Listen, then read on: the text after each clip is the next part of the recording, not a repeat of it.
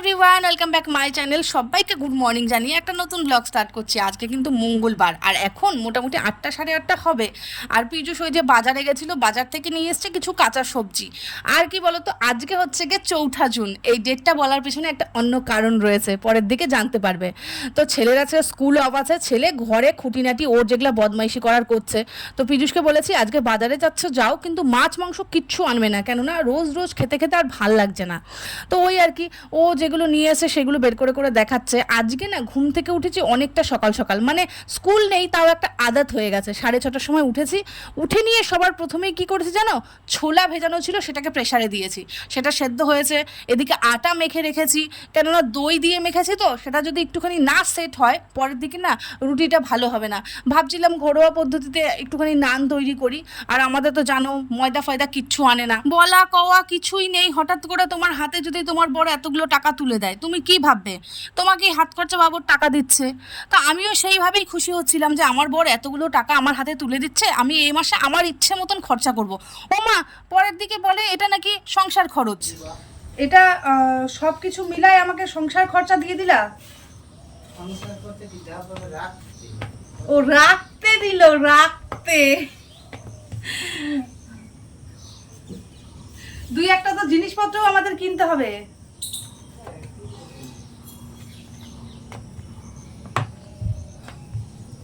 হ্যাঁ হ্যাঁ, তুমি যাও না, বাথরুমে ঢোকো। আমি হচ্ছে গিয়ে রুটিটা করি, তরকারি হয়ে গেছে, আমি খাবার দিয়ে দিচ্ছি, যাও। একটু ফ্যানের হাওয়া খায় নাও, কেননা ঘামে গেছো। গোটা রাত বৃষ্টি হয়েছে, গোটা রাত বৃষ্টি হয়েছে। এখন দেখি একটুখানি রৌদ্রু রৌদ্রু ভাব, আর গরমও ভালোই গরম। আজকে আবার কি বলতো, আজকে হচ্ছে গিয়ে ভোটের রেজাল্ট। পিযুষের বেতন ঢুকছে, পিযুষ সেই জন্য আমাকে টাকা নিয়ে এসে দিল, কেননা হচ্ছে গিয়ে সংসার খরচ বাবদ তো প্রচুর টাকাই লাগে। এখানে তো মাত্রই কয়েকটা টাকা। তো হচ্ছে গিয়ে দুধের বিল, জলের বিলটা কালকে দেওয়া হয়েছে, দুধের বিল, টিউশনের বিল, আর্টের বিল।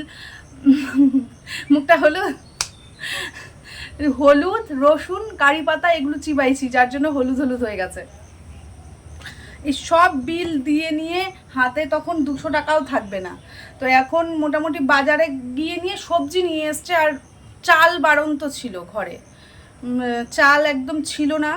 যার জন্য পিযুষকে বললাম যে হচ্ছে গিয়ে তুমি নিয়ে আসো চালটা। তো সকালবেলা যার জন্যই রুটি করা, একদমই ঘরে চাল ফুরিয়ে গেছে।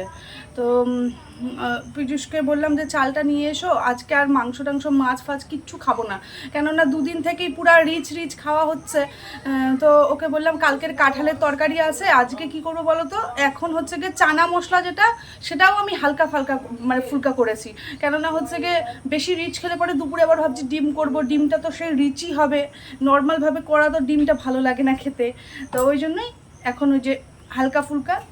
তো চলো, আমি ও বাথরুমে ঢুকবে, ও স্নানটা করে বেরোক, আমি এদিকে রুটি আর তরকারি রেডি করে ফেলি।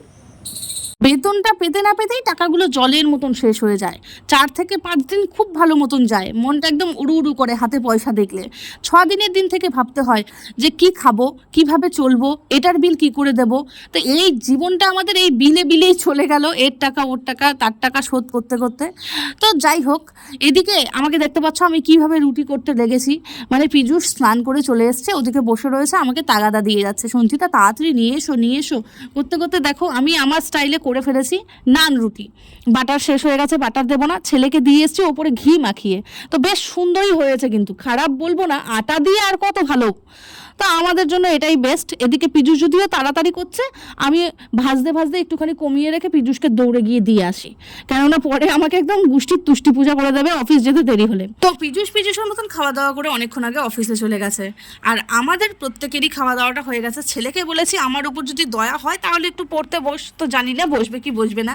তো এদিকে ঘর তো আর একটুখানি ঝাড়ঝাটা দিয়ে নিচ্ছি, কেননা কাজগুলো আজকে তাড়াতাড়ি শেষ করতে হবে, 4 জুন বলে কথা। ঘর দর আজকে মুছবো না, আমার ছেলে যা দুরন্ত চালগুলো এসে নিয়ে ফেলে দেবে।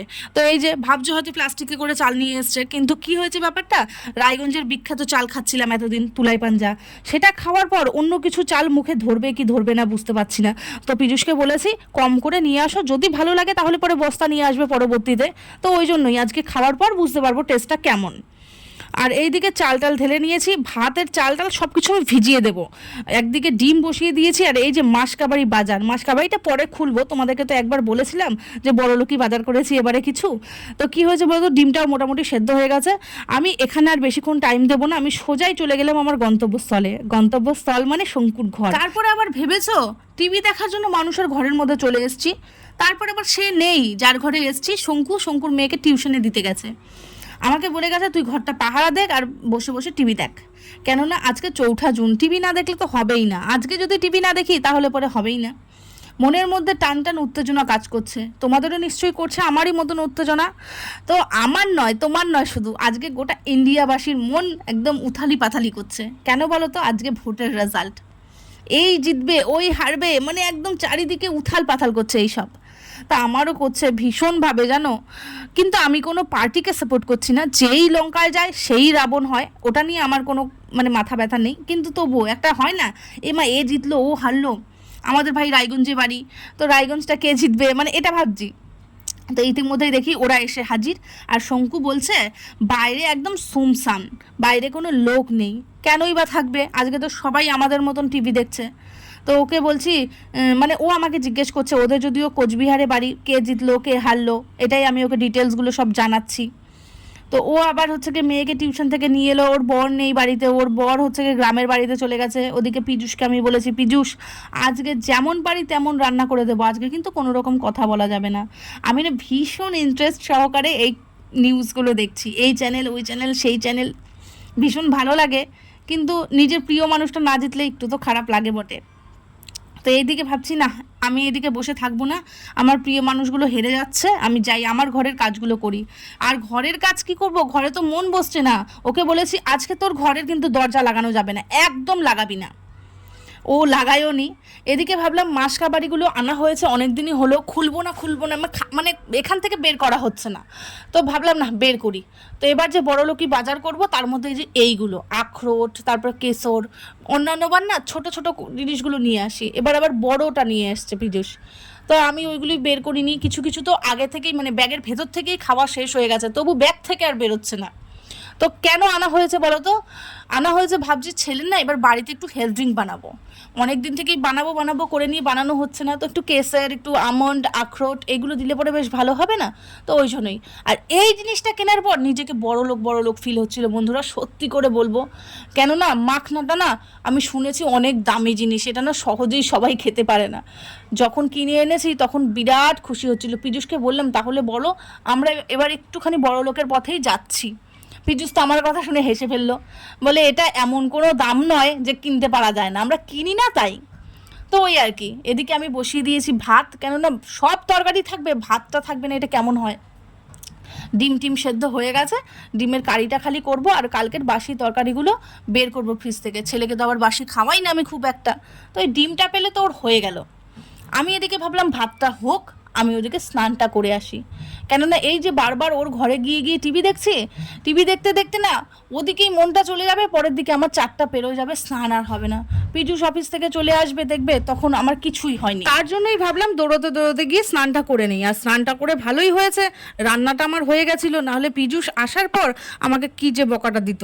তো ওই যে ওকে আমি ভাত দিয়ে দিলাম, কালকের সব বাসি তরকারিগুলো গরম করে ডিমের কারি দিয়ে খেয়ে ফেলেছে ও এখন যাওয়ার পথে। আর ওই যে দেখো আমার ছেলে খাচ্ছে পনিরের তরকারি দিয়ে, শঙ্কু দিয়ে গেল, ওর পনির আর ডিম এই দুটো হলে পরে আর কিচ্ছু লাগে না।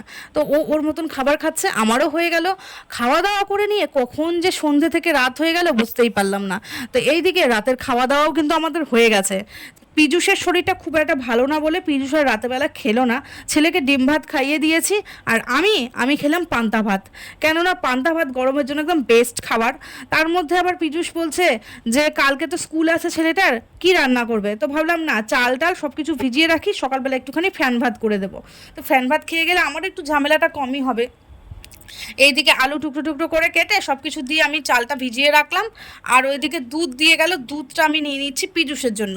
ওর বলে শরীরটা একটু ব্যথা করছে, তো ব্যথার মধ্যে না একটু হলুদ দেওয়া দুধ খেলে পরে বেশ ভালো লাগবে। তো ওই যে নিয়েছি একটা কাপের মধ্যে। আর ছেলে যদিও ডিম খেয়েছে, ছেলেকে আমি দেবো না, ছেলে বসে বসে পড়ছে। এদিকে আমাদের রাতের ডিনার বেশিরভাগ কাজকর্মগুলো হয়ে গেছে। তো ভাবলাম বেচারার যখন শরীরটা ব্যথাই করছে একটু বেশি করে দুধ দেই, খাওয়া দাওয়া করে একটু সুস্থ হোক। তো ওই তো ওর জন্য আমি নিয়ে নিয়েছি হলদিবালার দুধ। এবার চলো ওকে গিয়ে দিয়ে আসি, খেলে পরে শরীরটা একটু ভালো লাগবে। আর তোমরা তো জানোই আমাদের ওখানে কে জিতেছে কে হেরেছে, ভোটের রেজাল্ট কেমন হয়েছে সেটা নিয়ে আমি একদম মাথা ঘামাচ্ছি না। যেই লঙ্কায় যাবে সেই রাবণ হবে, আগেই বলেছি। এইদিকে আমার ছেলে দেখো খালি গা হয়ে গরমের মধ্যে পড়ছে, কেননা কালকে এক্সাম আছে। তো এখন সারাদিনটা তো এভাবেই চলে গেল, রাতটাও চলে যাক, কালকে সকালবেলা শরীর স্বাস্থ্য ভালো থাকলে নতুন একটা ব্লগে দেখা হবে। খুব ভালো থাকবে, গুড নাইট।